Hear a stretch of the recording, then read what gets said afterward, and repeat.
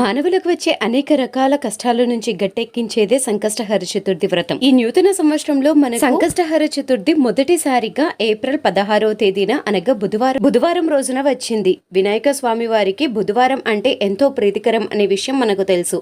ఎవరైనా మొదటిసారిగా సంకష్టహర వ్రతం ప్రారంభించాలి అనుకున్న వారు కూడా ఈ రోజున చక్కగా ప్రారంభించవచ్చు. సంకష్టహర చతుర్థి రోజున పూజను ఏ విధంగా ఆచరించాలి, ఎన్ని నెలలు పూజను ఆచరించాలి, ఏ రోజున పూజను ఆచరించాలి, అసలు సంకష్టహర చతుర్థిని పౌర్ణమి తర్వాత చేసుకోవచ్చా, అమావాస్య తర్వాత చేసుకోవచ్చా, ముడుపును ఏ విధంగా కట్టాలి, నియమాలు ఏంటి, నైవేద్యాలు ఏంటి, అర్జం ఏ విధంగా సమర్పించాలి, సంకష్టహర చతుర్థి వ్రతాన్ని ఏ సమయంలో మాత్రమే మనం పూజను ఆచరించాలి, కొత్తగా ప్రారంభించే వాళ్ళు ఎలా ప్రారంభించాలి, ముడుపు లేకుండా పూజను ఏ విధంగా ఆచరించాలి అనే విషయాలు అన్నిటినీ కూడా మన ఛానల్లో లాంగ్ వీడియో అప్లోడ్ చేశాను.